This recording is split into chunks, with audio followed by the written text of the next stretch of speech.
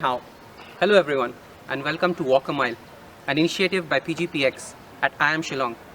Today, we are here to discuss with industry stalwarts what's happening in the global business scenario in context, how the people look towards India and China. To discuss more on this part, we have with us a speaker who is versatile, multifaceted, leadership in different diversities like energy, power, sector, sales, marketing, mergers and acquisitions, and HR. Let me introduce to you Mr. Girish Bhambhani. Hello, Mr. Girish. How are you? Good. How are you doing? I'm good. Welcome to IIM Shillong. Thank you. Thank you so much. Yeah. So, how do you like the place? Oh, it's really good. The weather is nice. Plus, people like you are making it more interesting. Thanks a lot. Innovation and mergers and acquisition is a lot happening in the entire global scenario. We would like to know what's the key points when a merger or an acquisition happens, and what are the key takes that a company, you being a strategist head and a merger and acquisition head, what are the key things that you look into? Sure. So fundamentally, it all boils down to one aspect: are we able to create value? Right. So at end of the day, if there's no value creation happening, it's not worth it. Whether we look from a strategy lens or from a pure inorganic, that's a merger and acquisition lever. So what I would prefer to look forward for is, can we create a win-win situation? Especially in case of a transaction where there's a buyer and a seller, there's no fun having a win-lose. Can we make it a win-win? And that's where the biggest challenge comes, is managing expectations. There are diverse set of stakeholders, starting from the CEO, CXOs, or for that matter the board, and down to the junior most employee. How do you take everyone along where they all feel happy and motivated for that transaction?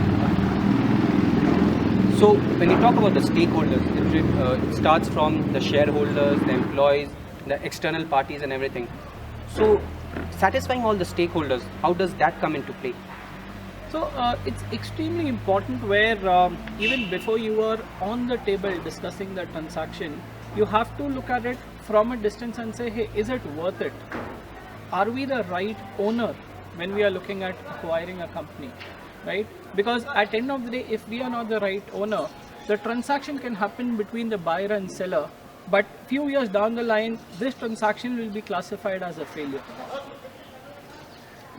We have learned from you that you started a lot of ventures, you wanted to enter into a lot of startups, failed, but then came up again strong. Now heading the strategist head at Bosch, Thermotechnic, and at the Stark region. How was this entire journey, and what was that one thing that always kept you motivated? A good question. What is that one thing? I would say one thing is never give up and be that 11x professional, right? I keep saying this to a lot of people who are close to me, that at end of the day, can we deliver value by being a 11x guy, where in the same amount of 24 hours, you deliver the output what 11 smart guys are able to do. Can you do that all alone? I believe that is one key, along with never give up attitude, which can really make a difference. Attitude does matter. Right? Absolutely. And a positive attitude is always what everyone looks after. Right. You had done some leadership programs, and you were in international projects as well in Germany. So, more emphasis on that leadership program. Would you enlighten us? Like, what was that actually about? Sure. So it's basically a fast track program or a leadership development program at Bosch. Bosch is basically a German multinational company. It's been around for more than 130 years now, filing like 18 patents in a day, close to 70 billion euro of turnover. So the whole thought process is identify young talent with a lot of leadership potential with less than 3 years of experience, and groom them for senior management slots from day one itself. So the crux is, if you are hiring two guys, one into the program and one as a normal associate, the expectation from this fast track guy is here, whereas from the normal guy is here. So you have to always deliver that delta and keep on delivering consistently, because what happens is somebody can come in and prove on day one, day two, month one, month two, but can you keep on going consistently year after year is what really makes the difference. So the gap between the delta, how is that bridged? There, I'll say there's a lot of initiatives which is expected to be taken by the associates themselves in terms of doing some interesting assignments. Second, there is a international exposure being given. plus there's a very challenging ecosystem which is created. So how it works is challenge the associate and provide the right ecosystem. There is also a mentor which is available, somebody senior in the organization which mentors this associate also. So it's all about challenge and make them perform. Challenge, make them perform. Challenge to the best of your strengths and perform to the best of your abilities. Right, right. A mentor to a lot of business ideas. You have been a visionary to a lot of startups, and you have been also in the admission process of many IIMs. So how do you see these IIMs or the students coming in and making their ideas? Because we know a lot of startups do fail, and there is a lot of buzz between all young entrepreneurs that who wants to do their own business, come out of the natural, regular hat of Sure. doing a business for an MNC rather than starting our own things. Sure. So what are the key notes that you would like to share our young business minds? Sure, that's a pretty interesting question, and I keep getting this from a lot of startups also which I mentor outside of Bosch. So my take to that is a very simple philosophy. No matter which business you are trying to do, try and identify, are you solving a genuine problem at hand, right? Because many a times people come up with fancy technologies, fancy solutions, but it's not really addressing a core problem. So identify a problem and talk to the customer on day zero itself, before you have even built your solution. Talk to your customer, check, is he even willing to pay for the solution? Forget what are those absolute numbers, but is there a willingness to pay? And then combine this with the fact that you have to identify what are those top 3 riskiest elements in the business, whether it's revolving around technology, whether it's revolving around market, whether revolving around government policies. What are those, and can you just go behind those fundamental risks and find solutions? If you can, that is where you should move forward, else pivot to your next idea. So ideas keep coming, keep it to all the 3 cruxes that you said, that yes, whether it involves to the customer, government, or sales, or your organization, whether it provides a solution to the society. Yeah, so that's a very good point, whether we are sustainable to the society as well. On that note, Girish, one more point that comes to my mind is how as a culture or organization cultures comes into play when we are talking about giving back to the society as well. Sustainability business. Sure.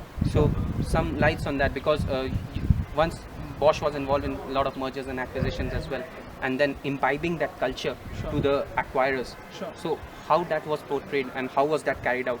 Sure.